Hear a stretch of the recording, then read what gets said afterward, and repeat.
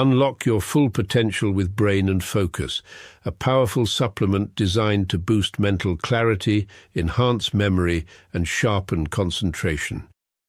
Made from a blend of scientifically proven ingredients like ginkgo biloba, omega-3, and essential vitamins, Brain and Focus is crafted to fuel your mind. Our process ensures maximum potency and effectiveness, delivering the perfect balance of brain-boosting nutrients. Take just one capsule daily, as prescribed by your healthcare provider, and feel the difference. Whether it's powering through your workday or staying sharp in life's challenges, Brain and Focus keeps you at the top of your game. Stay sharp, stay focused, and stay ahead with Brain and Focus. Brain and Focus, fuel your mind, achieve more. Go get this product at blackhotfirenetwork.com at the Sports and Nutrition Store.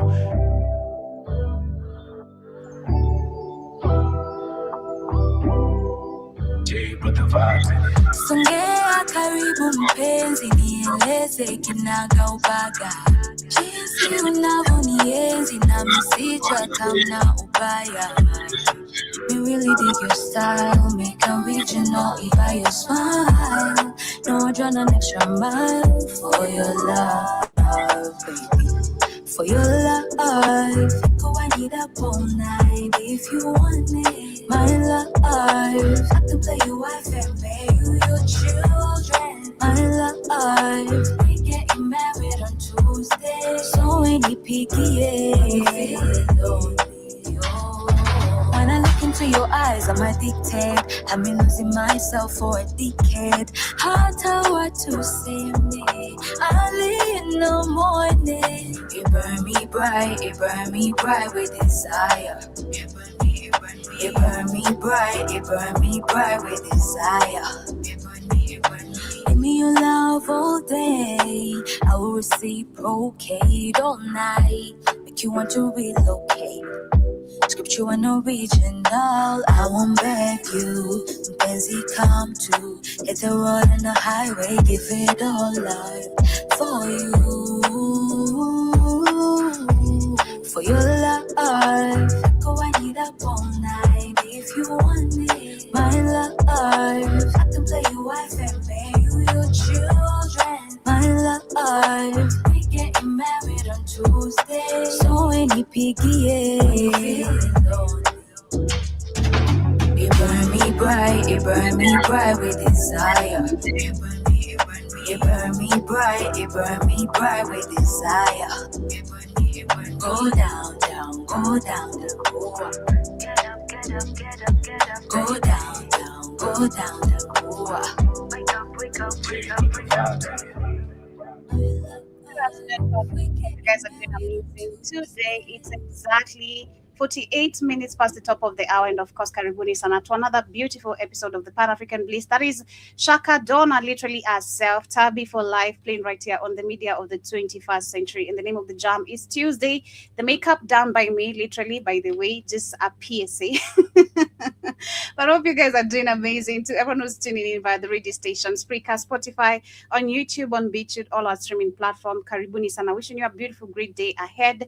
And of course, hope you get to enjoy today's conversation. As we talk about today, we're going to be focusing on the Kenyan election, the democracy, and the long-term leaders. And of course, this conversation also, they're going to be backed with a lot of conversations that I'm going to be having. I have a couple of videos I'm going to be sharing about that particular topic, about long-term leaders and how they've actually failed to serve the African people or the nations.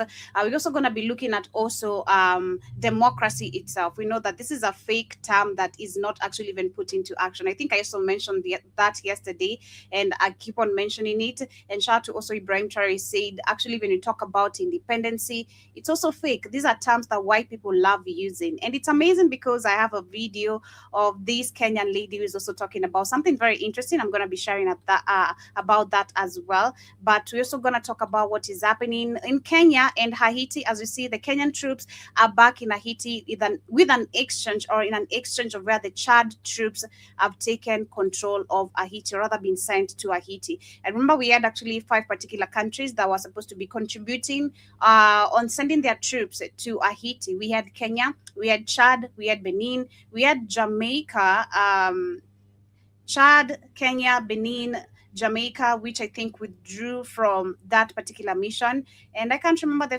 5th country, but there were almost like 5 countries. So currently, the Chad people are going to be going there, and I'm going to give you updates on that in a few. We have Kenya also signing deals with China, which has granted free duty access or to agriculture imports from Kenya starting May. We're going to be looking at how this is actually very bad, and how China actually has been exploiting Africa in the name of cooperation, collaboration as well. And we're going to be looking at that also by sharing some other videos, and how actually the fact that China has announced that they're going to be collaborating again with Africa starting May, what this could mean to Africa itself, because we're exporting raw materials. So talking about things like, again, our raw materials, we're talking about in terms of agriculture, cocoa beans, we have a lot of things. We have cotton, crude oil, and so many things. So how will Africa benefit? That should be the question. On the other hand, we're going to be discussing about Nigeria and the EU, who have also signed a deal of $200 million. That is a pact to develop defense technology. How is the UAE going to benefit? Was Nigeria benefits from this? And much more coming from Tanzania. As you see, the DRC and Tanzania have actually signed a deal as well. This is actually to sell Lake Tanganyika. This is the 2nd largest lake in the whole world, and actually holds the biggest percentage when you talk about fresh water. I think we're talking about fresh waters just last week, looking at the countries that have large water bodies that contain fresh waters. And of course, Africa is the continent itself, and much more coming from literally the continent. You're going to be looking at how Morocco have been announced as the 2025 AFCON winners. Isn't that actually very crazy? Because I thought it was Senegal that won this match. So apparently now we have Morocco, which has been given the cup, which is, talk about racism and so much. But a quick reminder before we get into that, kindly get yourself the application on the Google Play Store. Blackout Fire Network is the name. We have amazing organic supplements. In case you've been looking for some organic supplements, we got you covered. We have CMOS, turmeric gummy bears. We have ashwagandha multivitamin, CMOS, literally so much. So ensure you download the app on your phone if you are an Android user.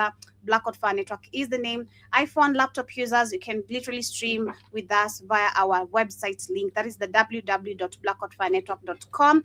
And once you have all that, it's easy as ABCD to sign in. You're not required to put in any money. Just agree to the terms and conditions, and after that you'll be guided to the application itself. If you're an Android user, the first thing you bump into on our page is the radio segment, where you're gonna be able to hear all the conversations back to back, music, and better if you also explore the page itself. On the upper left, where we have the 3 lines, we have the show page, the social page.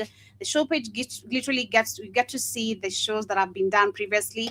The social page gives you the chance for you to post any link of trending conversation. And of course, we have the BHFN apparel store and the BHFN sports page. That's where you get our amazing merchandise and the amazing supplements. But for now, I'll again share some brain and focus formula and the benefit it comes with. And after this, we're going to come back and start with what is happening in Kenya and unlock your full potential with Brain and Focus, a powerful supplement designed to boost mental clarity, enhance memory, and sharpen concentration. Made from a blend of scientifically proven ingredients like ginkgo biloba, omega-3, and essential vitamins, Brain and Focus is crafted to fuel your mind. Our process ensures maximum potency and effectiveness, delivering the perfect balance of brain-boosting nutrients. Take just 1 capsule daily, as prescribed by your healthcare provider, and feel the difference. Whether it's powering through your workday or staying sharp in life's challenges, Brain and Focus keeps you at the top of your game. Stay sharp, stay focused, and stay ahead with Brain and Focus. Brain and Focus, fuel your mind, achieve more. Go get this product at blackhotfirenetwork.com at the Sports and Nutrition Store. And remember, you can email us at kcnewsam15@gmail.com in case you're having any issues of purchasing the products, or literally after purchasing the products, in case you have any question. But without wasting much of your time, let me get straight to the conversation. We have Haiti, which has announced, of course, the replacement of the Kenyan troops with the Chadian troops. And of course, they're saying that the Chadians are supposed to be gradually replacing Kenyans. Dominican Republic Foreign Minister Roberto Alvazera says that Alvazer says that after meeting with the U.S. officials, adds that the Chadian troops currently are training in America and will begin deployment in April 2026. And it's crazy. It's the fact that the U.S., let's go back to that, is the fact that after a meeting with the U.S. officials, again, it tells you this is nothing to do with Africans helping other Africans, but Africans being divided. Because what are Chadians, Kenyans doing there? There's no any even reports that we've received since the deployment of these people about from the Haitians themselves. Remember, we had Haitians demonstrating on the streets, calling out to Ruto, a puppet leader. We had some US-based Haitians who are also living in America. They demonstrated, calling out most of these countries that accepted to send their troops, puppet countries. And they actually begged Kenyans to beg their president to stop sending troops to Haiti, because this is nothing to do with stabilization of peace at all. This is actually, again, Africans being used as guinea pigs to go play the role of America, because this is not our war. Literally, this is not our war. We don't even, some of the people probably, I bet most of these troops even going there, they don't even understand the history of this war, where it started, how it started. But because you're working as a police officer or whatever in your country, you just get to be deployed there. Now, the question, I remember actually we had some people who withdrew from Kenya before the deployment started. If you guys can remember, we talked about that. And after a few months, we had a couple of people who even died in that particular mission. And when the families back in Kenya were trying to follow up on the cases, they were being told, this is a U.S. Kenya government matter. The people shall not be allowed to intervene. The citizens are not allowed to follow up on their family members that were deployed there. And even making matters worse, we had some of them complaining about not being paid well, literally, and they're not being paid. So this is the video where we can see we have about 200 and just to confirm, I think it's 200 and something. Let me give you the numbers very correctly before I get to share this.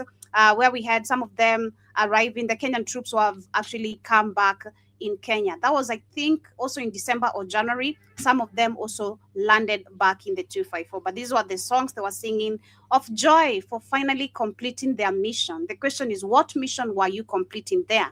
Haiti has been left on the same particular state, still exploitation of the people and resources, control of the country. There is nothing as independency in that country, just like the rest, where Africans are. So this is what the Kenyan troops want.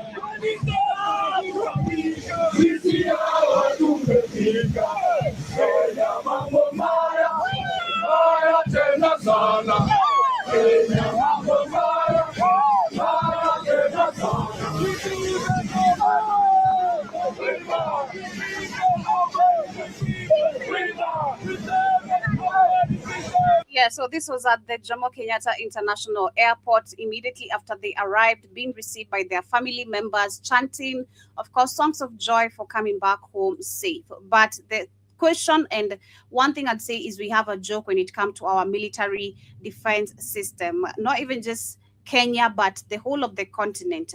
There's no way personally I'm going to be working for this particular military or any defense. I wouldn't work for any defense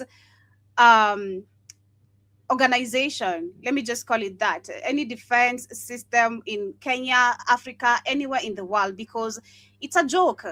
Again, you're being deployed not to go bring peace to the people, but cause more destabilization and destruction of the people. Shout out to Barbecue. I remember actually immediately after the troops were deployed to Haiti, it was also, I remember the US had put a large amount of money on anyone who's going to be able to capture him and kill him or take him to America. Those were the demands. But yes, they're saying 215 police officers who formed the second contingent of the multinational security support mission to Haiti have safely returned to Kenya. So this is early today, and we're going to see how the Chadians are going to operate this. Remember, they've said that they are currently training in America and will begin deployment in April 2026. So the fact that they're training in America tells you again, this is you're going to use tactics the way America wants you to use them, not the way you've been taught in your country, because your system of training is very weak. So you have to go there, understand the mission. We're coming for the oil, we're coming for the resources, whatever it is they want in Haiti. You have to be there, standing by and ensuring that it's all done, because that's what it's all about. The same with the UN. I think we talked about the UN troops, not the UN troops, but the UN peacekeepers, going back to history of them being in Haiti, how they raped women, children in majority. And all they did is actually just being told to leave the country, and nothing ever happened. And this way you can see the same cases of the UN peacekeepers of raping, torturing women and torturing, raping women is a history that is known of them in the African continent. But nothing gets to happen because, again, who is really our leader? Who are our leaders? But looking at still what is happening in Kenya, we have China, which has granted duty-free access to agriculture imports from Kenya starting, that is May 1st, 2026, in a move set to expand market opportunities for Kenyan farmers and agribusiness. Now, if we talk about the Kenyan farmers, number one, we know that not just Kenya, but African farmers, local farmers, they have not been supported in any way. And I'd say even one simple form of support is, number one, if we could have gotten rid of the pesticides, chemical that are being imported in Africa, that have been banned in Europe, that is number one, how way you can save the Kenyan African local farmers. And now you can support the agri-businesses. But this has not been done. This is something that has not been done. Apart from that, we've talked about how we can see the Chinese markets advancing in African countries, and specifically Kenya. We've seen even we have a Chinese market, but still, even the local people, the local markets or the local marketers, they have not been protected in any sort of way. So if you talk about we're going to expand the market opportunities for Kenyan farmers, we already have a problem with the Kenyan market. We have a problem with the Kenyan local farmers. We have a problem with the agri-businesses. So what is Ruto really talking about? And I'm going to explain how this is even a very big, dangerous move, not just for Kenya, but many African countries are going to be agreeing to this, because again, we understand the fact that we export our materials very raw and the fact that we buy them very expensive. The question again is, who really benefits the most? Who really is the biggest beneficiary? But they're saying China is granting duty-free access again to agriculture imports from Kenya starting May 1st in a move to expand market opportunities for Kenyan farmers and agri-businesses. The decision is expected to boost exports by making Kenyan produce more competitive in the Chinese market and strengthen trade ties between the two countries. Now, we know we're talking about countries that, number one, produce close to nothing, zero. As much as China, being backed by America, as we understand, they've managed to become big producers of so many things.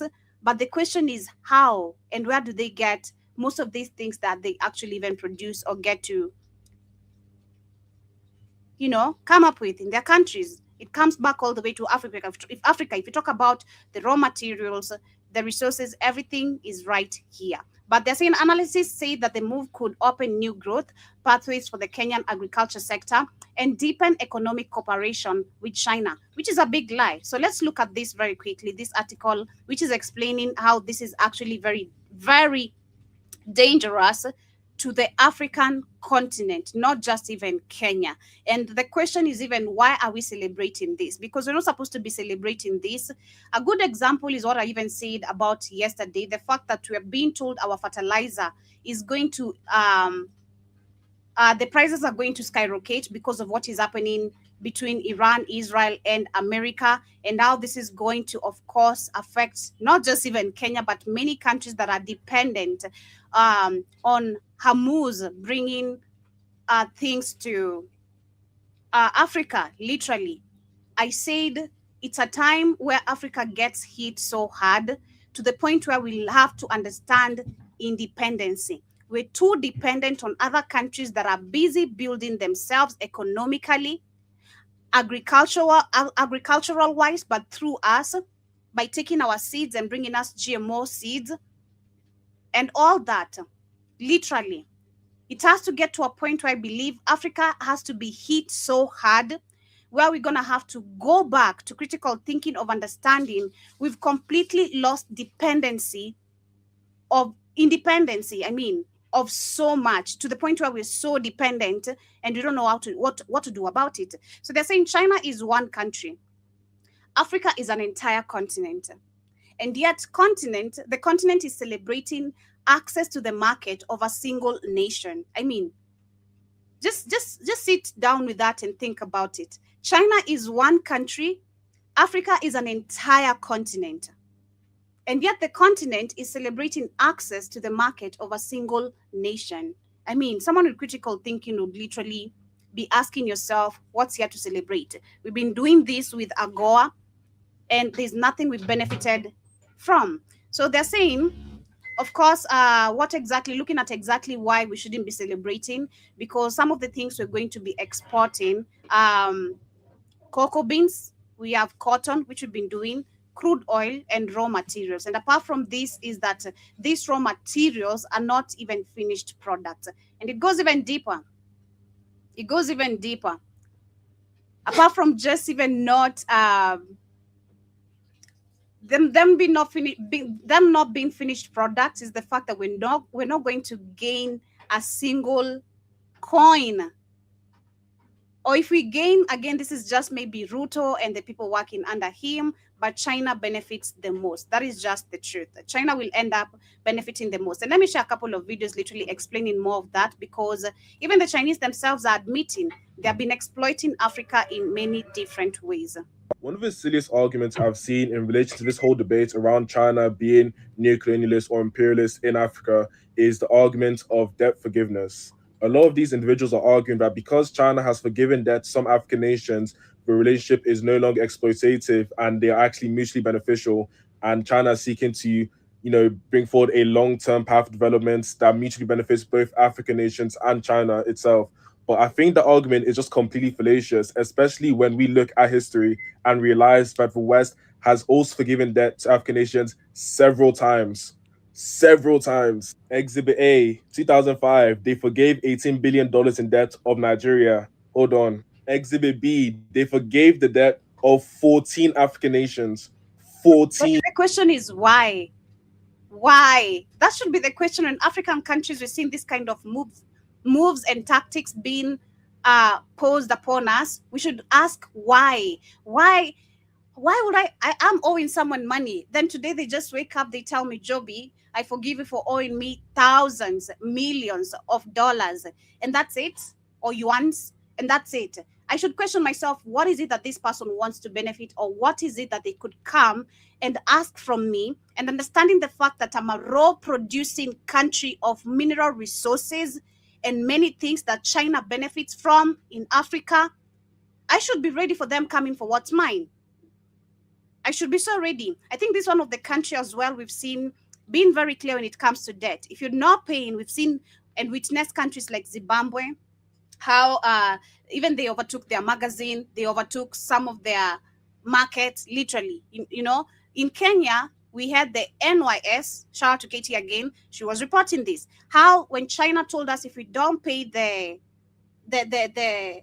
SGR loan that we owed them on time, they're going to be taking control or introduce, actually, that is Mandarin. I don't know if I'm pronouncing it correctly. Mandarin, what in our country. And the NYS actually are among the group of people, allegedly, who are being taught Mandarin just because Kenya has not been able to pay the debt that we owe to China. So again, could this be maybe a tactic, going back to what Ruto is doing with China? Could this be another tactic of how maybe China is trying to benefit from the debt that Kenya owes them? Just thinking about it. But African nations in 2005. And if you're saying, oh, that's far in the past, just wait there. Exhibit C, they cancelled 99% of Somalia's debt just last year, 2024, right? So if we take that argument that China's debt forgiveness somehow means they are no longer imperialist and neocolonialist towards African nations, does that now mean that the West as a whole is no longer neocolonialist, no longer imperialist, or at least that relationship towards the African continent is no longer very exploitative because they're willing to forgive the debt of these nations? No, it doesn't mean that. They're still exploit. Actually, that gives them a clear access and pathway of them coming to exploit you because, hey, I forgave you. You owed me. And look, you owed me and I forgave you. So you're going to give me a couple of golds and there's no questions about that. If not, you're going to have to pay me my debt. That is yuan, right? And with interest. And I can't imagine the interest of the Chinese debt. If the US debt, we can see how the interest is so big. I can't imagine the Chinese and how they've dominated so many African countries by giving them loans. It's crazy. Here and there. Like, I feel like if you really look at it, a country given like forgiving debt does not mean anything in the grand scheme of things. You can still be imperialist, can still be neocolonialist, whilst trying to ensure that the economy does not completely collapse. Issuing debt forgiveness to nations is to ensure that their economies are still able to remain viable and you're still able to invest in them more and reap more rewards from the capital you invest into them. It does not benefit China or any Western nation for these economies to completely collapse. So the argument of debt forgiveness is null and void. This is true. I'm not proud of this. No developed society should be proud of this. I mean, but the reality is that historically it is a little bit more of a negotiation than what Europeans have done and continue to do to the continent of Africa. I mean, the entire Western European identity and history, as it is in its modern form, is a parasitic relationship that has extracted its culture, its identity, its spirit, its labor, its workforce, its power, its intellect from the African continent. And at least China has, develops these things internally. Obviously, it's a massive imperial power structure that requires a massive amount of energy to maintain. And that's something that, humanity as a species in itself evolving will have to confront these challenging opportunities and these uncomfortable conversations. I'm not saying that China's perfect, but the reality is that, at least it's offering another platform aside from white supremacy European history. Nah, it's not offering. Not offering anything different. That's the thing they like to tell us again. That's one thing I've understood with China. Also Russia. These people have the same tactics. And I love the fact that there's this lady who I'm going to be sharing a video when she talks about the history of Kenya and how Kenya was controlled by a private company before independency and all that. And she says again, what Keith says, time changes, they don't. Their behavior remains the same. So what makes you think these people actually, they have changed? The behavior is the same. Is old when I found out. There's no better platform and all that. A good example, I'd even forgotten about this video. This is the type of exploitation. Remember when we had a Chinese guy who was here recording videos of children, telling them to say, I think, words like I'm a monkey and all that.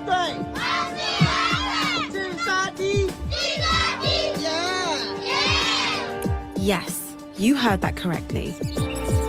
The kids are saying, in Chinese, I'm a black monster.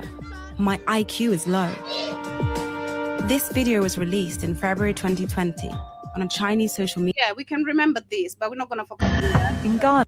Over the past week, this is in Ghana. This was in 2022. 2021 to be specific. Thousands of Chinese miners are involved in an illegal gold rush that's stripping the country of a precious resource. It's destroying farmland and wrecking livelihoods. They have destroyed my future now. It's devastating the environment.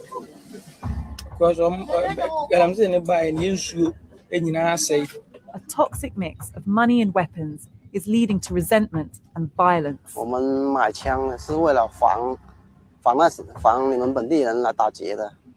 the government admits the problem is out of control. The scale is so vast. it is difficult to actually quantify. Across Africa, China is striking deals to secure access to raw materials vital to its economic growth. Across Africa. So this is nothing to do with Ghana, Kenya, Nigeria. Across Africa, this is their behavior, this is their tactic. And I bet it's the same tactic they're using now on Ruto, literally. Because what do you mean we're going to be cooperating, this is going to expand our market and all that bullshit. Why hasn't Ruto fixed our market, number one, by kicking out the Chinese people that is actually giving them acres of lands for them to create these so-called Chinese malls, which is destroying the Kenyan market? Why hasn't Ruto addressed the issue with the local farmers, how they're not getting enough support from the government itself, which they should, but instead we're actually more embracing things like what Bill Gates is talking about, us having GMO seeds, adapting to that, and even injecting our cows with vaccines that we don't know what they contain. So this is their behavior, and it's actually very pissing. This is their behavior. And again, this is why history is very important when it comes to these kind of things. If we were taught, there's someone who was saying they were facing some stuff, and then they were like, why are we not taught these things in school? Exactly. There's so many things you come to understand later when you're an adult. You're like, these are stuff I was supposed to be taught when I was in school. This is some critical thinking I should have grown up with. Like, this is just common sense. Why wasn't this in the system of education? But of course, this is the reason why. Because they want to keep these same tactics of cooperation, collaboration, when Africa doesn't benefit a goddamn dime. China's government has given Ghana a $3 billion loan to develop its infrastructure. $3 billion. More than 10,000 Chinese $3 billion loan. Immigrants are arriving here every year, many of them hoping to make money. I was in Dunkwa, 6 hours drive from the capital Accra. I'd heard that hundreds of Chinese miners had arrived here in the past 2 years. Their presence in the town was hard to miss. It even has a Chinese supermarket. Dunkwa is a boom town. Its streets are lined with shops offering to buy gold. As soon as I arrived, I heard 2 Chinese miners had been arrested. Outside the police station, I met Francis Aqua. He grows cocoa, one of Ghana's biggest exports. He said he'd arrived at his farm to find that 2 men had driven a digger onto a field and started to dig for gold. They have excavated the land, destroying the cocoa farm. Claimed he'd been assaulted by a Chinese worker after an argument. He climbed the machine. He came and started to beat me. I was in the seat. I couldn't do anything unless God had protected me. He said he was shocked. God cannot protect you from someone who's whooping your ass. You better wake up and start whooping back. That's what you're gonna do. And that's another problem. These Chinese people have become too comfortable, again, like Kid says, because of the African man being weak. And that's just the truth. The African man just being beaten like a child by a fellow man. You're one man beating my ass up. As a woman, personally, as a woman, me knowing me, Joby, shit. What? Nah, I don't know if I take this fighting spirit from my dad, because I'd say even my mom was a fighter, literally. She was a fighter. I don't know who I take it from, either both or individually. I just was born with it. But I'm not going to stand there watching you whip my ass. Like, only God can protect me. It's not there. So you better do something about it. That's why you got one eye now. Look at that. By the attack and wouldn't go back to work at the mine. He doesn't have respect to human beings. Idrisu said he'd reported the assault to the police. When the police won't do anything. It's very evident. You've seen how the police themselves are being treated by these Wazungus and the Chinese people. How you're a police officer, but even a foreigner can spit on you because they don't respect you as an African. And I'm a police officer. This is why I misuse the power now. Like, literally, I misuse it. I'm gonna teach you a lesson that your country has never taught you. But you know that can happen. Why? Because again, the whole system of Africa, the way it is set up, foreigners are always protected. Anything that happens to a foreigner here, it's a big problem. It's a big deal. oh, you need to let that nigga, you need to let that Mzungu go. You gotta let that Mzungu go. But if you an African, you're there, your rights being violated in their country, human rights being violated in their own country, no, that's not a problem. As a matter of fact, what your leaders do, they throw you under the goddamn bus. No, they just took their backward village culture behavior there. That's why they're behaving the way they're behaving. And we can't do anything about it. Let them face the consequences. Because you're an African. The degrading of the African people's identity, it's crazy. It's really, really crazy. Chinese did some bad. You take him to the polling station. They can pay the money. Are you saying the Chinese bribe the police? Of course they do. Yeah. Police corruption He's not even confident to say yes. He's stammering and hesitating about it. It's widespread. 们过来这是为了生活，为了养活一家人，为了挣钱。 Why do Ghanaians need Chinese people to come here and work on these mines? Exactly. 这个我也不太清楚。 Whatever he's saying, it's bullshit. We're here to exploit you because y'all can take care of you can't take control of their resources. And shout out to John Mahama. I'm still waiting. I mean, currently Ghana is improving economically. They fast to control of their gold mining sites. If I stand corrected, John Mosquito. I think they took control of their gold mining sites, if I'm not really wrong. And I've seen some videos of people saying Ghana is doing great economically because now the currency is being backed by gold and all that. I don't have so much proof. I've not done so much research on that, but still waiting to see what John Mahama and where is going to leave the country, his leadership and where is going to leave the country, because this is a man, number one, who has been in the files of corruption. Let's not forget about that. And we checked literally so many evidences about him. I did a whole show about John Mahama looking at his political era when he was a president, what he did, and all the corrupt files, they were missing, deleted.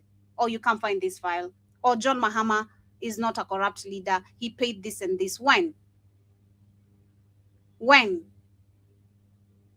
It's crazy. This is super, super sick. So this is their behavior. So I wonder what Kenya thinks we're going to be doing different that we've seen other African countries not doing. It's super crazy. But on the same side, that is a Nigerian actually talking. We have in Nigeria still, this will continue because this is their behavior. They won't stop, they'll continue. Now, leave alone China, we have the UAE, where Nigeria and the UAE have signed $200 million deal pact to develop defense technology. Listen, develop defense technology. Defense technology. Why didn't Nigeria, or why hasn't Nigeria come up with a strategy of building their own defense technology with all the loans that they've been getting from the IMF, the World Bank, and all that? Leave alone that. You don't even need the money. Again, you have the resources. All you need to do is, again, like Keith says, if you're cooperating with countries like China, Russia, buy some of their weapons or whatever you're going to buy from them, reverse engineer it. Let this information not stick with you, but pass it from generations to generation. And from there, you can come up with your own developed or super developed defense technology. But no, you need to collaborate with the UAE, and by signing $200 million deal. So what does the UAE get back from Nigeria? That's the question. Of course, we know it's the oil. Come on. What else? It's the oil. They're saying also cyber capabilities and satellite infrastructure. So those are the things that the UAE is offering in a deal signed with fake money, $200 million. And you know, this is not going to happen still. This money is going to be pocketed. With how corrupt Nigeria is, and not just Nigeria, but African leaders and the countries out there managed, these funds, they're going to be split. Either a quarter is going to be put in these projects and not even completed. Start the projects, not complete them. as the countries who offered you the money benefit off your ass. That's what's happening. The UAE is about to extract massive oil, I bet, from Nigeria. But we're going to see, because they're saying that the deal reflects deepening strategic cooperation. Again, we're back with the same term. It's always the strategic cooperation between the two countries with a focus on strengthening security system, advancing digital defense, and expanding space-based capabilities. And I want to see the comments of the people, what they want to say here. Someone says, in the land of the blind, no one-eyed man is the king. Exactly. In a land of the blind, the one-eyed man is the king, is the king, sorry. And someone also says the UAE defend itself against Iran first. Exactly, thank you. Let the UAE defend itself first from Iran. Because why don't they have strong, developed, or super developed defense technology system? Why is it that you're offering it to Nigeria first? That's actually an amazing comment. Why are you offering it to Nigeria first while you don't even have it? Iran is bombing the shit out of these Arabic countries. And they don't have strong... the UAE is not going to offer this deal to Saudi Arabia, to Qatar. Oh, not even to... Oh, damn. So just Nigeria. Nigeria is the most begging countries. Afghanistans. The Afghanistans are the ones who really need it, right? And why didn't the UAE come to offer this developed defense technology back then when Nigeria was tackling and struggling with terrorist groups like Boko Haram? Now we have the ISIS in Nigeria. Why didn't this happen years ago? Why right now? Oh, again, it's because of what is happening, and they need African countries specifically with oil. Nigeria, watch your back. That is, your asses are about to be, again, blown out more than what happened yesterday. More than what really happened yesterday. It's super, super crazy. But looking at that still, talking about how we massively giving away our lands, our resources. We also have the Tanzanian government, we in collaboration with the DRC Congo. Shout out to Felix Kedi. This is the same man who yesterday, in a statement and reports I gave, is opening a criminal court in DRC Congo. The criminal court is supposed to be, let me see if I can find that article and share it with you guys again. Let me see if I can. No, yeah. I don't think I'm gonna find it. It was no, I'd not queued it. It was on the news page. But yeah, he said he's going to open a criminal court to tackle corruption, to tackle corruption and all that. So the same person tackling corruption is in the corrupt files, like I said yesterday, and is now helping another country or showing them ways on how to get this money, right? So the Tanzanian government is about to sell the world's second largest freshwater lake for oil. And nobody is talking about it. So they're saying that you might have heard about the EACOP, that is the EACOP, EACOP, I think that's how I'm pronouncing it correctly, the pipeline that is being built through Uganda and Tanzania to carry crude oil to the coast. But you probably don't know what comes next. The government of the Democratic Republic of Congo and Tanzania have signed a deal to drill the second largest freshwater lake on earth. And the EACOP is the pipeline that would carry that oil out. And this is not separate story. It is the same one, and it is not too late to stop it. So you're also saying that Lake Tanganyika holds 17% of the world's fresh water surface water, and it is the oldest, deepest lake in Africa. I'm about to share a little bit of a history of that. Shout out to the young man whose video I bumped into talking about it, and even how old Lake Tanganyika is. And this is actually being depended by over 10 million people for drinking water, food, and survival. The lake is a home to more than 1,500 species. 600 of them exist nowhere else on the planet, literally. So it is one of the most biodiverse places on Earth, and this is what they want to drill into. In 2016, the DRC and Tanzania signed a memorandum of understanding to jointly explore oil in the Lake Tanganyika basin. So 2016, who was a president? I'm going to be checking on that, was the president of Tanzania. The DRC proposed using ECOP to export the oil. That is what this pipeline was always about. Not just the oil under Lake Albert. It is the infrastructure that makes drilling Lake Tanganyika impossible. ECOP is not just a pipeline. It is a door to other new extractions. And behind the door is one of the last untouched freshwater ecosystem in the planet. Tanzania launched a new licensing round in 2025, including 3 zones marked for drilling inside the lake. But the zones have not been awarded yet, and no company has started operating. No extraction has started yet. This means the projects can still be stopped before a single drop of oil leaves the ground. We have seen this story and history before. In the Niger Delta, oiling drilling poisoned the water, destroyed fisheries, and displaced an entire community. Lake Tanganyika is shared by 4 countries. A spill would spread across borders, contaminate the water supply of millions of people, and collapse the ecosystem that took millions of years to develop. And there is no cleanup for that. You see what they've done in Ghana?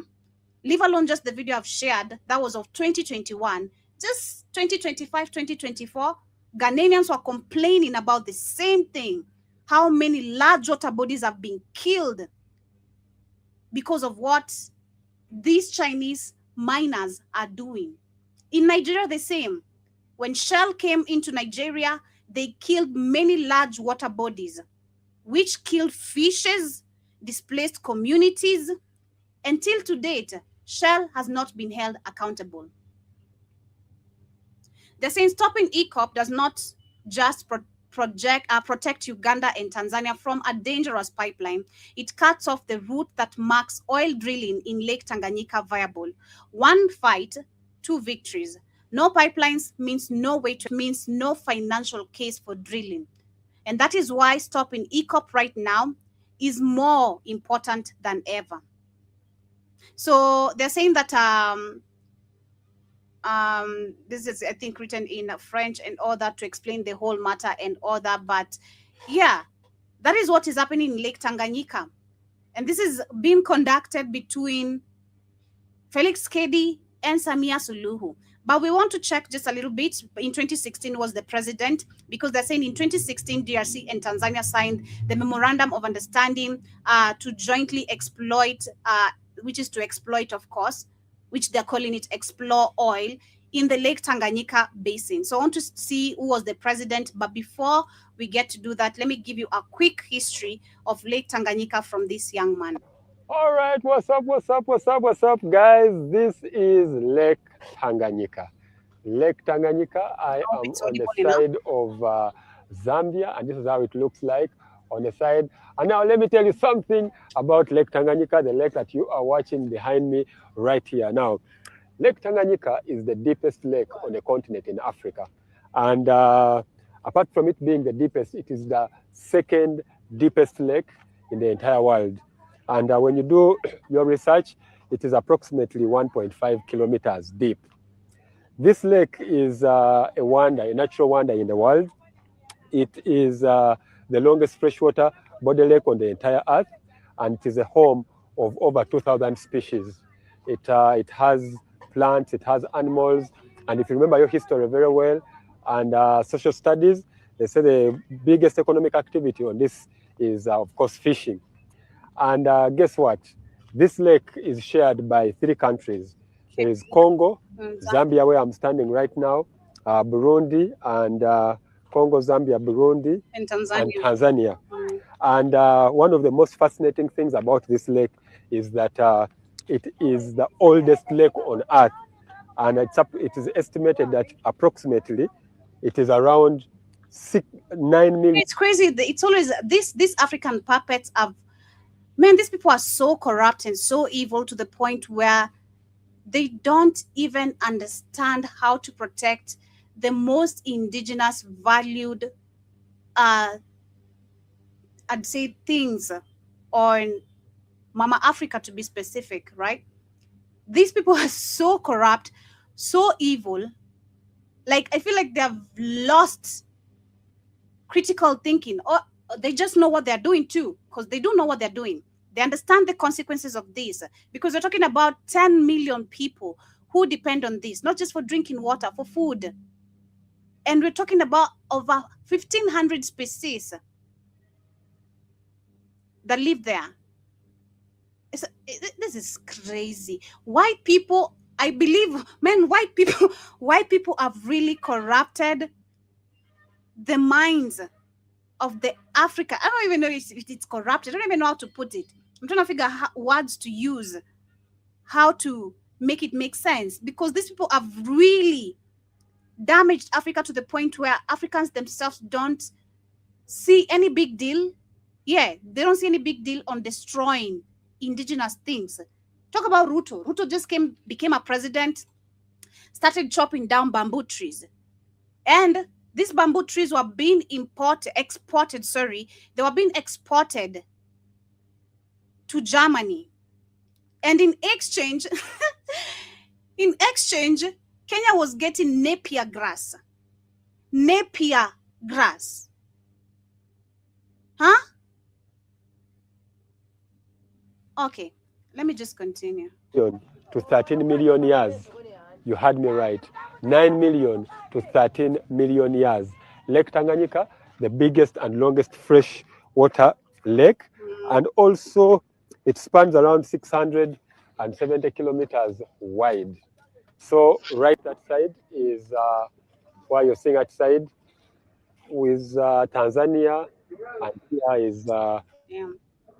Just a minute, let me share my screen again. Burundi. And but you got to guess. Harbor is. I'll be showing you the harbor when I get in there. So right here, I'm making history. I'm on the sides of Zambia, and as you can see behind me, right there is a market where fish is being sold, and I'll get this opportunity to touch the longest freshwater body lake in the entire world.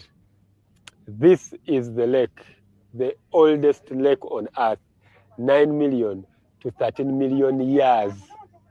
9 million to 13 million years. Sergio is bringing you the world close to you, to your phone, and touring and bringing Uganda to Zambia. Excited? Let me take. So I bet this is not even a deal just being done, because remember we had a documentary we were sharing when we talked about Kenya and Tanzania selling their ports, privatizing their ports, and we talked about also where this deal of exporting oil to wherever they're exporting it, it was supposed to be made between 3 East African countries. That was Kenya, Tanzania, and Uganda, but they kicked Kenya out, and that deal remained between Museveni and Samia Suluhu.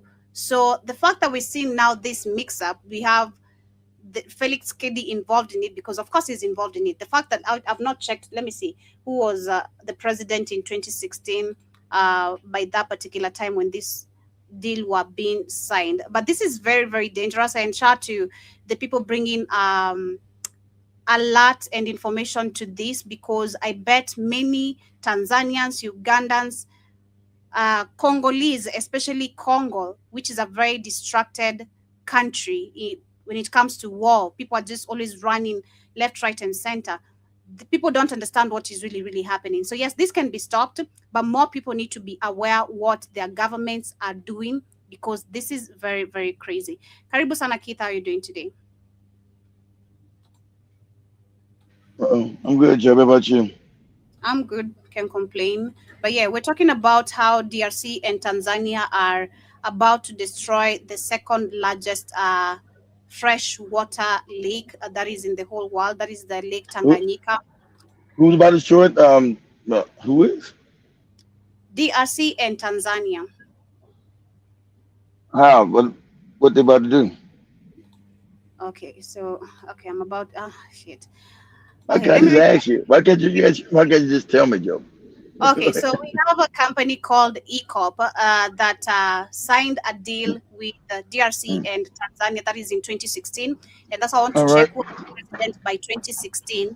And they're saying that the two countries are creating a pipeline that is going to be passing, that is through Lake Tanganyika, and they refreshed the license that is as of 2025. Samia Suluhu did that, and using ECOP, they are going to use ECOP to export the oil. And so let me actually just read the article for you to understand literally. I get out. I don't need you. I understand. You Okay, said so they're gonna build which is a going to pipeline. destroy. They're Yeah, so gonna it's build a pipeline going. through that fresh water.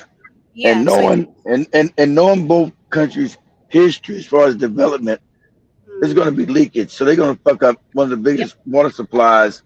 So you would never allow this to happen. So it means as Africans, all the kind shit's gonna stop. You're gonna start killing motherfuckers. You're gonna start overthrowing people. Because now they're messing with your life, your livelihood. Because what you destroy first, I mean, you can save it if it does happen. It's going to happen. It's going to happen because Africa is based on bribes. So since the bribing culture, there's going to be shortcuts. Exactly. So it means that shit's going to have all kind of problems, and it's going to cause. It will. It's going to cause eco damage. So. Exactly. So I'm going to read it very quickly just for you to understand again. They're saying you might have heard about ECOP, the pipeline that is being built through Uganda and Tanzania to carry crude oil to the coast. But you probably don't know what comes next. The government of the Democratic Republic of Congo and Tanzania have signed a deal to drill the oil from Lake Tanganyika, and this is the second largest freshwater lake on earth. And ECOP is the pipeline that would carry the oil out, and that is not a separate story.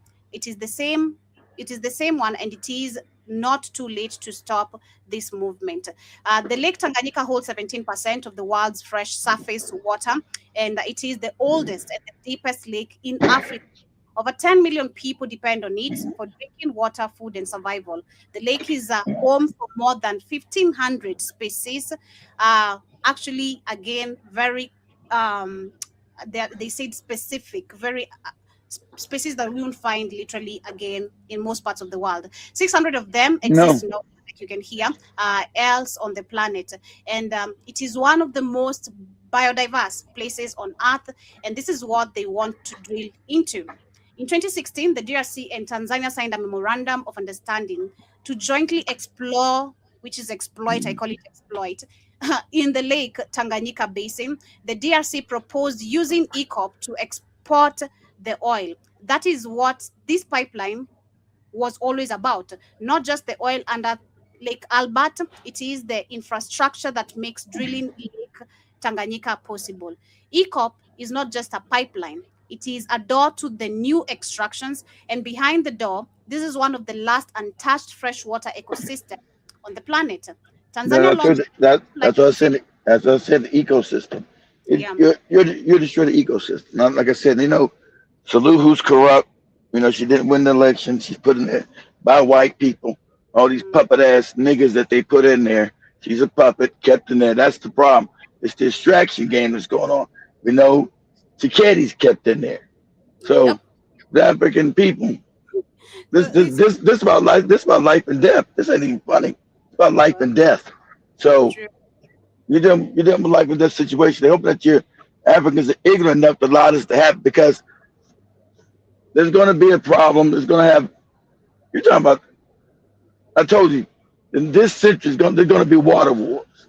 Try to explain it. Most people are too stupid to understand the world at hand. White people destroyed a lot of their water supplies. And so I told you, and the Arabs, they have no water. That's why Iran's blowing up all their desalinization equipment over in Dubai and all that shit. I told you, Joe. I said wartime. If I was Iran, I destroy these motherfuckers' water, and that's what they starting to do. So as I said that, next week they start destroying their water because Dubai, Abu Dhabi, Qatar, Bahrain, they don't got no water. Like, yeah, I'm in Dubai. Look, I'm in the big building, and you thirsty as shit, you moron. You don't got no water no more, you idiot. Because most people don't understand. Most people are stupid. Don't understand how the world works. So that right there. How many communities does that supply fresh water to, Joe? How many people say? Guys say in the millions. It's millions because the link shared between 4 countries. We have Zambia, DRC Congo, Tanzania, and did it say again? I think Uganda, if I'm not really wrong. I think Uganda too. So it's in the multi-millions, Joe. So you're looking at a catastrophe that are caused, and since white people have kept parts of Africa so underdeveloped, they won't have the equipment to come in and clean it up quick enough. So you're talking about people will be dying of thirst, literally dying. And then, of course, you got the fake UN, the fake United Nations, which is fake, created by the same white evil motherfuckers to rob and steal. So they'll just say, "Oh, this is a ecological catastrophe why people die of thirst." Remember, you can live without food longer than you can live without water. You know, you can't last more than 3 days without water. You out of there. So understand this. That's something you should never be playing with. Never. But they know that they put their puppets in there, and I say most people, even Africa, are too ignorant to understand the ramifications of this. Because that like I said, they say it's one of the last ecosystems, and I know it's got to service millions of people, millions. Of course. Millions of people. So yeah. So Tanzania launched licensing around 2025, including 3 zones marked for drilling inside the lake. But the zones have not been awarded yet, and no company has started operating. No extraction has started yet. So this means the project can still be stopped before a single drop of oil leaves the ground. We have seen this story before in the Niger Delta. Oil drilling poisoned the water, destroyed fisheries, and displaced entire communities. Told you. Lake Tanganyika is shared by 4 countries. A spill would spread across the borders, contaminate the water supply of millions of people, and collapse an ecosystem that took millions of years to develop. And there is no cleanup plan for that. Of course, they never have a cleanup plan. Stopping ECOP does not just protect Uganda and Tanzania from a dangerous pipeline. It cuts off the route that makes oil drilling in Lake Tanganyika viable. 1 fight, 2 victories. No pipeline means no way to export the oil. No export route means no financial case for drilling. And that is why stopping ECOP right now is more important than ever. So literally that is what is happening. And I was sharing the video of the young man here on the screen who was explaining, of course, the history of Lake Tanganyika. I'm going to share a couple of videos of that because this is actually a conversation that has not hit the mainstream media. People don't know about this. I bet Tanzanians themselves probably don't know. Ugandans don't know. Congolese people, literally the most people kept in the dark, if you ask me, because they're always running for their lives. And then talk about Zambia, a country controlled by white people. It's crazy. Hold on, Joe. Hold on, Joe. You can't just say Zambia is the only country controlled by white people. All right. You just threw Zambia all the way under the bus. All right, go ahead. So massive, it holds nearly 20% of the world's fresh water? Welcome to Lake Tanganyika, the second deepest lake on the planet. This incredible lake stretches across 4 countries in Africa: Tanzania, Burundi, Zambia, and the Democratic Republic of Congo. Imagine a body of water that's over 670 kilometers long. Insane, right? But here's where it gets wild. Lake Tanganyika is estimated to be 9 to 12 million years old. That means this lake has seen dinosaurs go extinct and witnessed human civilizations rise and fall. Locals have been fishing its waters for centuries, and it's deeply tied to the culture and survival of millions. Now, the biodiversity. This lake is home to over 300 species of fish that you literally won't find anywhere else in the world. Many of them are vibrant cichlids.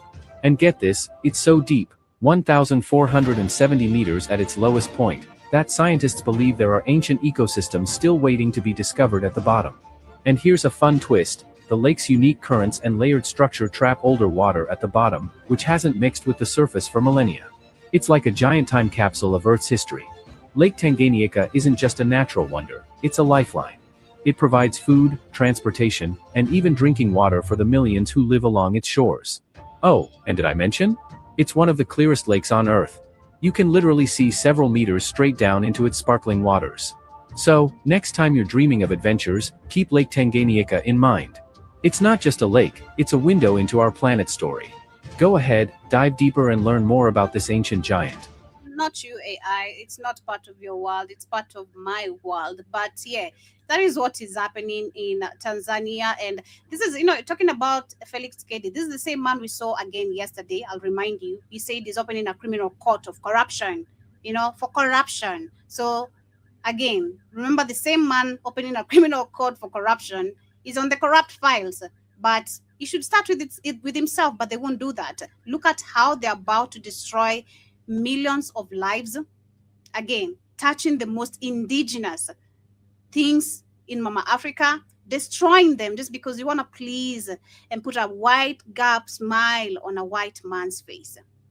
It's really, really crazy. So I hope Africans literally, and especially the countries who are involved or are going to be largely affected by this, not just them, but Africa needs to address this, because today it's Tanzania, Uganda, Zambia, Congo, and all that. Tomorrow it's Kenya, Nigeria. Nigeria, we know Shell left a lot of damages in terms of how when they were drilling those oil and exporting them. Many large water bodies were killed.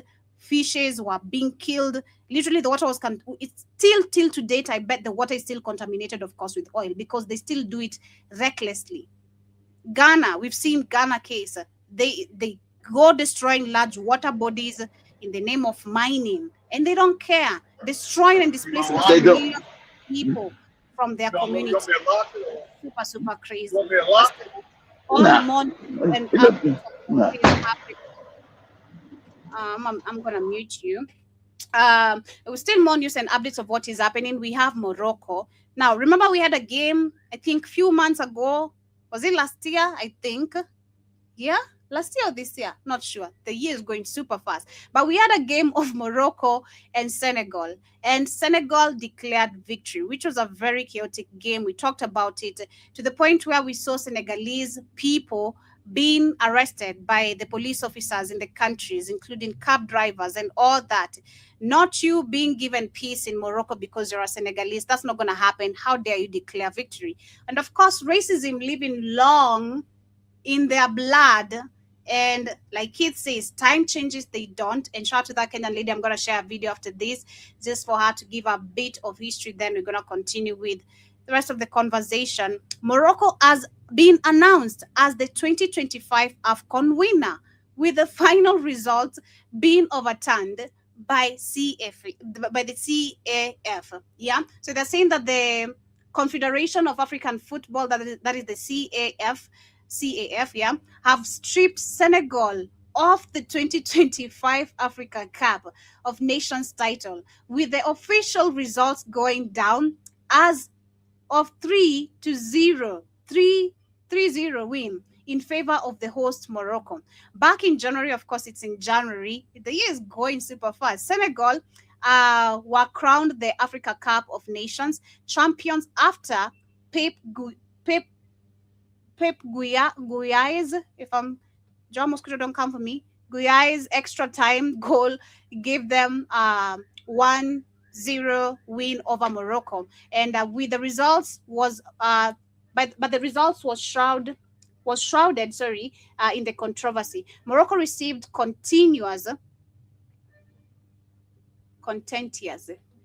Morocco received contentious penalty in second half stoppage time after Brahim Diaz was adjudged to have been fooled by the other guy. I'm not going to pronounce his name. And the incensed at the decision, Senegal head coach Pep ordered his players to leave the pitch, with only Sadio Mane choosing to remain. Eventually, after around 16 minutes, Mane was able to convince his teammates to return to Morocco's penalty, and which was saved by Senegal goalkeeper, that is Edouard Mendy. And the walk-off protest by Senegal was badly received by football authorities. Shortly after the game, the CAF confirmed that an investigation was underway and Senegal would face punishment over their action. And on Tuesday evening, that is yesterday, it was confirmed that Morocco have been crowned AFCON championship after the result was overturned. I mean, talk about racism, on your goddamn face. And the question is, what you gonna do about it? Nothing. Exactly. What you gonna do about it? What are we gonna do about it? Build our very own. We need to stop collaborating with white people, always cooperating. The bullshit is always cooperation, collaboration, thinking that we're always gonna be in the same favor as them. It's not going to happen. It's not going to happen. It's just, I think, yesterday or Monday. You was kind of rough, right? You was kind of rough, aren't you? What you gonna do about it? It's true. What you're gonna do about it. There's nothing you're gonna do about it. This is why you need to have, again, because you also saw America sanctioning one of the biggest basketball teams in Rwanda. And of course, we know why this is happening in Rwanda. We're not going to get into details. So many African teams, football, soccer teams, and all that. Even there's a Nigerian one which was denied the chance to go to, I think, France or I think sometime one of these years. A group of young people, amazing footballers, they were told, nah, you're black, so you're going to stay your ass where you belong. So Africans, we need to build our own. And the moment we embrace that again, the moment we start embracing wanting our people to celebrate us instead of white people, we're gonna be somewhere very far. Because exactly what Senegal did by walking out of the pitch, there was nothing wrong about that. There was completely nothing about that. It's literally you saying and standing on your ground, I'm not going to be taking any disrespect. But no, not in a white country. I'm so sorry. Not in a country, actually, leave alone, it's not even white. A country, they came, took it away from you, and now it's theirs. It's crazy. But talking about time changes and they don't, I want to share this video very quickly about this lady who's talking about giving us a bit of the Kenyan history. And then after that, we're going to wind up with other videos which are talking about now the major conversation about the long-term leaders in Africa and how they don't do anything. And if you look at all the conversations we've had, mostly have tackled things to do with resources, looking at Kenya collaborating with China, which we've seen the consequences of it, what we're exporting, what we benefit, which is nothing. The Chinese themselves admitting how they've been benefiting, exploiting Africans. But still, because China forgives our debts, we think that is, oh, okay, daddy, you forgave my debt. I'm okay. So what do you want? That's true. You want cocoa? You want gold? You want silver? What do you? Yeah, now Joby understands the game. Exactly. You're wealthy. People get wealthy off your back and leave you impoverished. They're not there to be your friends. So you got groupie Africans. I think a lot of Africans are trying to stop saying that Chinese are your friends, Russians are your friends, all these other. I think the African Palestinians. No, none of these motherfuckers are your friends. Exactly.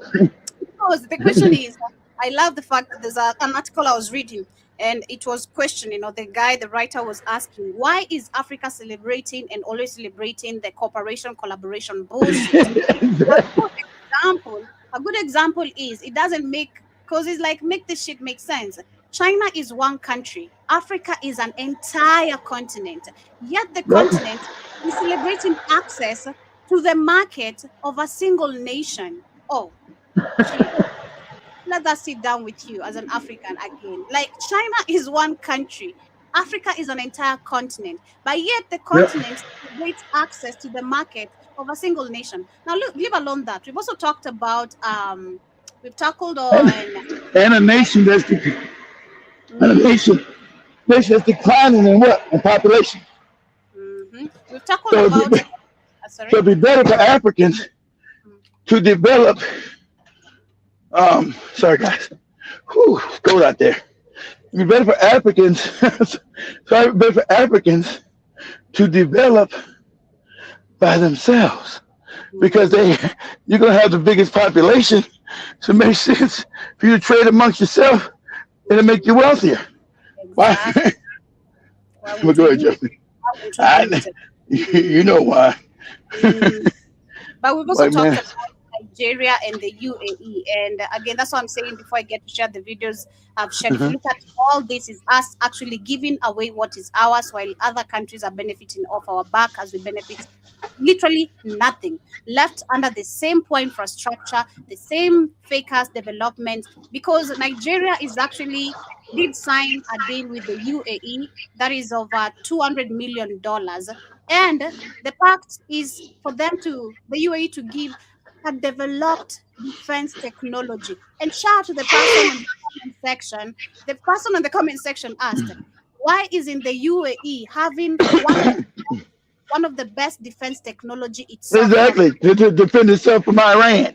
Exactly, because they don't make, UAE's not known for any defense. They're the ones when they're raping and robbing Africans. Sudan, in the Congo, they're the ones robbing and stealing with the help of their white cousins. With damn military technology, you gonna give them fucking UAE. Why don't you develop your own? They won't do it. Same with Iran. When nobody helping Iran, they developed their own. Except for North Korea came in and eventually started helping. But they didn't help you. Oh, that's right, because you refuse to educate your people. That's the problem. You refuse to educate. You actually got to give school fees got to go. You got to actually educate your people. You know, that's what you got to do. You got to educate your people. How about that? How about that? You got to educate your people. Education starts like this. And again, we keep on saying history is important, whether people like it or not. Those people, oh, you know, that is so ancient stuff. That's nothing to do with me. It has everything to do with you. Your daily life, your breathing, your eating, you shitting. Literally, it has everything to do with you. So you gotta pay attention. Shout out to the Kenyans. Man, Kenyans have started. I'm feeling even pressured, but still I'm not falling for the pressure. Taking the IDs because we want Ruto to go. Kenyans are refusing. We cannot have Ruto come back to power. We will have to do anything and everything for Ruto not to become a president. And I know it's gonna be very chaotic. And shout out to the people who are already understanding it's going to be very chaotic, because this man is not willing to let go, and neither are we willing to let him stay. So it's us against you. We are 56 million people. One person, and you are, I think, 200 officials only. And how many police officers? How many bullets do you even have? Let's start with that. Because it's going to take time before you call America, hey, we need the UN peacekeepers here to come and maintain peace. That's going to take time. Take time. So let me share this video. I'm gonna put, I don't know who's talking there, so I'm gonna mute that. So I'm gonna share this video of this lady talking about the... All right, Joey, calm down. You can mute me. Calm down. This is the history of Kenya that is in 1926, and she's reflecting actually the history of Kenya in 1926 and Kenya in 2026. So again, this is why history is very important and what you need to understand. Less than 10 years after Kenya was declared a British protectorate, we experienced the first large-scale drought in Kenya. Before the British protectorate was established, Kenya had been under a private company that had a royal charter to come and exploit Kenya. It is the same thing that they are doing with carbon credits. Somebody gets a royal charter, signs it with World Bank, and comes to exploit our economy. Things change, but they've remained the same. So today, let us look at this cycle of exploitation in Africa so you can see where we are at, why Kenya suddenly moved from having no paupers, because the report was that there was not a single pauper in Africa, to now where we have famine right in this moment in the year 2026. So that the problems of... Yeah, I like that lady. She said, that's what I said, the Kenyans are so... it's going. I don't know. You're not going to be able to keep control of Kenya. As I said, you're just not going to keep control of Kenya. There's too many smart people that see online that know stuff now. It ain't like 20 years ago when they didn't know nothing. That lady knows everything. How the white people come back and colonizing and the Arabs and stuff, and they worship and stuff. But go ahead. I think this young lady's brilliant. Go ahead, Joe. Seem to be repeating themselves in intensity, and this now seems to become the norm of our society, a society where this was not normal. So let's explore the elements of tribes that were used. I'm going to work with 4 tribes today. I'm introducing the Somali into this conversation. So we have the Somali, we have the Agikuyu, we have the Maasai, and we have the Akamba. These are the 4 because they also represent the ethno-profiling that was used. The Somali being martial, the Maasai being warrior and land. This one, the Kikuyu being agricultural, and the Kamba being commercial. So we are going to look at that and explore how the profiling of these tribes also resorted to the problems and the structure, not so much the problem, but the structure of now the Kenyan society as we know it. Because how they were exploited. She said how they were exploited. Right, she's right. How they were exploited. And shout out to other lady you called my AI lady. She shows when you go further back, you're the same people. Like I said, because you can get through linguistics. That's why, Joe, you can understand a lot of everybody's language. That's why you can understand a little bit of Kikuyu. I know you understand Kamba, and I know you understand and also Lu. I can understand Kamba, talk Kamba. I can talk Kikuyu. Actually, talk Kikuyu. Most people confuse me for Kikuyu because I talk Kikuyu fluent.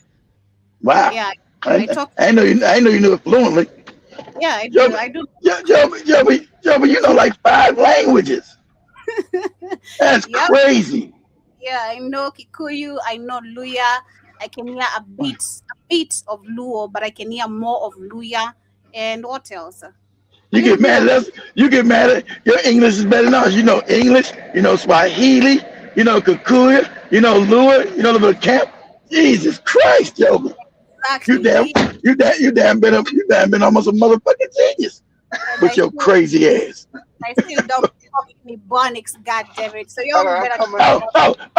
You don't talk Ebonics. you kick rocks, Joby. I'm coming over there. People who are new to my channel, this is a dialectics forum.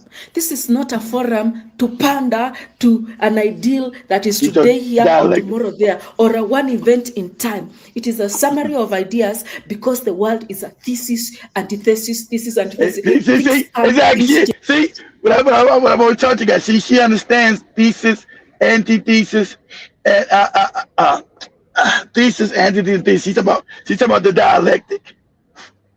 So she understands she understands the Hegelian dialectic. That's what she's talking about.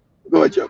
They remain the same and they turn over and they come back. So you have to analyze the action, then the reaction, then the reaction of the action that was reacted upon, and so on. That is what dialectics is. I'm not here to give you a constant view of life. If you're looking for that called comfort, CG what things being constant, and yet we know they change and yet remain the same, then this is not. But the only way we can progress is to look at these actions and reactions so that we don't find ourselves in the worst situation. Because right now in 2026, Kenya is in the same hunger and poverty that it was in 1926. What was happening in 1926 were 3 things. We had finished the First World War. Kenya had participated because of the border with Tanzania and over there, the Germans. And in that war, 3 tribes had been co-opted heavily to participate in that war. The Akamba, the Maasai, and the Somali. It was like a test run. And in that test run, the Maasai were dropped because they seemed unable to work. The Somalis were maintained, but the British feared them because they were martial and easy to anger. They seemed like if you pissed them kidogo, wataleta mambo. Which is still to date. The Somalians, those people are crazy. You don't want to argue with a Somali, like, just move back. Joby, those you know why you can't argue? Those are inbred head niggas. Because for the weakest, people who don't know how to defend themselves and just watch someone, run over you, they Run just over. like, oh, yeah, me, I'ma beat your ass. That's simple. That was true. So the Kamba now took that train, and the Kamba effectively moved from long distance trading, from agriculture, from iron smelting. And in fact, the entire Kenyan mining operations ended with the Kamba being co-opted into the British Army. That is how Kenya, today we are talking of iron in Kitui, copper sijui wapi. We have called that the Germans came and said we cannot mine because of the climate change. Yet they are using coal right now. It's the winter, right? Exactly. When the Kamba stopped, the mining for civilians ended because they were pushed into the army. Because they realized you need to take this energy and the ability to adapt easily. Because if you are long distance trading, then you adapt. Sasa tumebaki na Wakikuyu hapo katikati hatujawa mention. Now, on top of that, so you can see how you take away the trade. Then the Maasai who had been wanderers and pastoralists were now put in reserves. Of course, the Kikuyu had also been put in reserves and had remained there. The Kikuyu are not engaged to go into war because they needed to be contained until they are imprisoned so that they can get used to prison, so that when you're given a chance to go work in a white settler farm or another job, then first you'll be able to pay. They would do it unargued. So when they need to go be slaves, they wouldn't fight back. They would, they'd be willing slaves. She's saying. So see, everything like Joey said. They always have a strategy. They always design systems to make sure Africans stay fucked up and impoverished. Because you're the richest continent on the planet, right? So how can you be poor? You're the richest continent on the planet. Suffering has been hungry. The British did not come here to give us good things. For those of you here, for those Kenyans who still hold goodness. Where exactly? Where's Simba at? Simba, you need to hear this lady. I know you listening, Simba, wherever you at, brother. Or even admiration for these things that came to colonize Kenya. See what they dealt with every tribe. So to the Agikuyu, they were kept in those reserves and they plucked them one by one. So wanatolewa kwa reserves, either to go work in the white farms or to go to work in the settler, in the domestic, or now in the towns, because now towns are emerging in the immediate sweepers and so on and so forth. That is how they removed them. But now for the Maasai, since there wasn't such utility and there were no settlers there, they were now put in reserves and they've remained in those communal lands. To this day, the rest of the land is set aside for wild animals, and the rest has been appropriated by different conservancies to conserve the land on their behalf. And they have remained in that microscope of 1926, and it is now 100 years. If you don't feel pity for this. Anyway, so back now to the Maasai have been left behind and have been left behind up to this day. Last year they were supposed, or is it 2024, to get back Magadi soda because even the British were like, we are going to administer this for you for 100 years. No. Yeah, the Magadi, God, I've not even heard about the Magadi soda since I was in school, primary. What? God. Was that a piece? Was that some land somewhere, right? Yeah, like where we get most of our salt, I'd say salt, literally Magadi soda. Okay. Over that. So now we have the marshal, the formerly commercial people have now been put into the army, and the people who are formerly farmers are now being pushed to become laborers in the farming. Crops they had never seen, crops they had never acquired, crops that are not even suited sometimes for these grounds, animals that are prone to extinction. Now, while the British were also pondering on how to reduce the numbers and occupy more land, they did other tools that were supposed to bring order so that they could have smaller numbers to manage. Because remember, all tribes in Kenya were either republics or kingdoms. So it's very hard for them to even penetrate everybody, no matter how much they push the church. Then, with the church, let's go to the Exactly. That church shit. Exactly. When they realized that the volatility of the Somali was a problem. They decided to leave them under religion because by 1926 they knew and understood the same purpose that the Islam religion serves is the same purpose as a Christian religion in terms of the mind and the people. Exactly. That is why when we'll be discussing now the exploitation of the Kenyan society, there is really no difference between how religion has been used to exploit Christians and the Muslims in Kenya.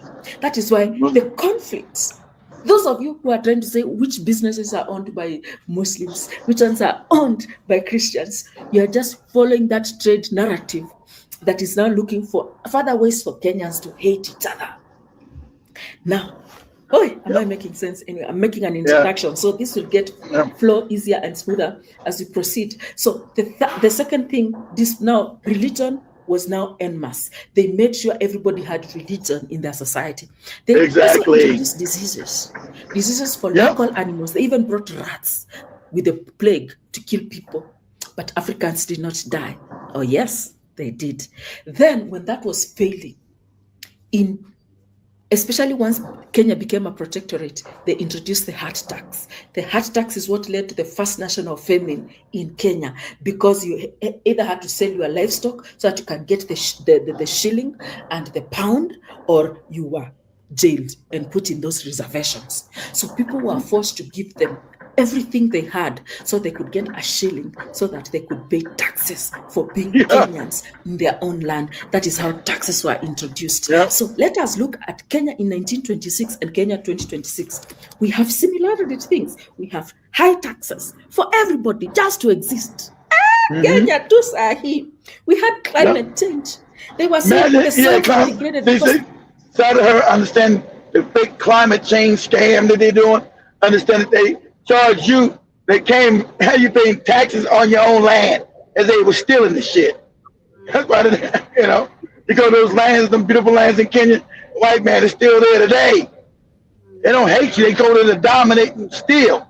Like that one British guy I showed, like, yeah, we've been here for over 100 years and we're not gonna leave. we own all these acres of land in Kenya. We're going to in reservations. And that's remember when that white lady came to the studio with Irritan? Yeah. Remember that joke? And I called her people rapers and thieves. She's looking all crazy. Remember that? Yeah, go ahead. That's what I'm talking about. We're supposed to own everything. Constant famine. The same thing, climate change. The third one is forced labor. Now you have to work for everything, and if you don't, you are sold into the Gulf states and other states to go work for those countries. Otherwise, you're going to die. Forced labor. And the final one is overcrowding in reservations. Sisi tunawekwa sasa kwa towns, kwa affordable housing, and yet we have all this land with all this fresh air. Look at now the drainage problems in Nairobi, the mosquitoes that have evolved thanks to that problem. So Kenya has. Yeah. So shout out to her. I've followed her page. I just bumped into her video today and I listened to her and I was like, damn, this is a history I don't even know myself. A bit of it. Of course, you're not gonna know it exactly. You're not gonna know. Yeah, I said, hopefully Simba. That's what I said. You got too many. There's an awakening happen. That's what I'm trying to tell you. I've been watching her a lot. And she's been putting everything together. Of course. Yeah. So she's been putting everything together, Joby. So yeah. So that's what's up. Yeah. Mike in here, Joby. Eats as fast as you. We got a sandwich. He ate the shit like in a minute.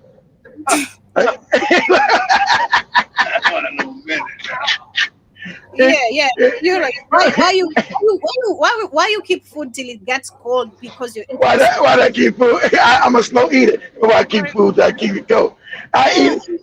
Yeah, I don't think Mike even breathed when he ate that shit. You got that right. I know. You don't care. You don't care what kind of man around you, Joe. I don't care. I mean, you better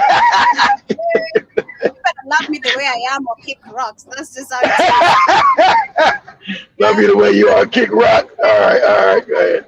I'm a very simple woman and I don't like complications. Take me out simple. Like, I don't have time to hold a fork and a knife on the other side. You should ask me. Should I go wash my hands and I take that ugali with my hand like shit? I know you fast like Mike. I'm like, damn, Jimmy, you done already? What am I supposed to be doing with this? Exactly. I'm about to go get my lunch and show you how it's eaten very quick. I start to buy John was quick. What's going, Byron? What's going, Jim? How's the weather in England? How's the weather in England, Jim? Let us know, John Mosquito. Let us know, Jim. I was saying earlier, this was during the Nana Akufo-Addo. They completely destroyed the water and land. Yep, I do agree. The exploitation is really crazy. Jiba Jaba Karibu Sana once again. Abdallah Karibu Sana says the debt trap diplomacy. Exactly. Churches have just let me zoom this so I can see. Churches have marble floors and schools have dirt floors. I know it's crazy. Like make it make sense. It's just crazy. I had a pastor saying I need 7 million Kenyan shillings. I just bought a house of 90 million and I just need 7 million Kenyan shillings to furnish the house. And he's telling the people, you're the ones who are going to give me that money. You don't think I'm going to the government or to the bank to take a loan? You are the ones who give me that money. It's crazy. You've been struggling all week eating kales and not even with avocado. Then you go give your partner money. That's what that young lady told you. That's mind. It's about mind control. She just told you how they forced it on you. That's mind control, Joe. You're not educated. Your pastor literally is trying to complete his school with your money. You know, going back to school, taking his children. That's right. You'll do it, and you'll kick rocks. It's crazy. Abdullah says, okay. I also see Jiba Jaba says, when you learn Ebonics, you will be set. Hell no, I'm good. Exactly. Tell her. Tell me when you learn Ebonics, you'll be set. Nah. Now you know 6 language instead of going off everybody in the chat room. Hey, what kind of English is this? What is this? What is this? Man, I was one among the best students when it comes to English. Like that's true. But how you gonna look at your hood movies that you love so much, Joey, and your hood rap songs? That's all Ebonics they talking about. I don't listen to those songs. I don't listen to them. The last time I listened to them, I also see coal is clean burning since I switched from wood. My chimney doesn't get gummed up with creosote. Yep. Who said that? Jibba Jabba? Jibba Jabba, yeah. Jibba Jabba. What do you use? Wood now instead of coal? He says coal is clean burning since I switched from wood. My chimney doesn't get gummed up with man. Yeah, but we just came up with how you Negroes live up in Pennsylvania. This came with all them damn mountains and it's cold up there. Shit. How you live up there, Negro? She reminds him of Maria. Shout out to Maria. Hope she's been amazing. Also hey, Maria. Remember, Maria said she would kneel for her man. As Joby. See Joby's face? Joby, would you kneel for your man? What? What? Do what? Do what? Joby said what? Do what?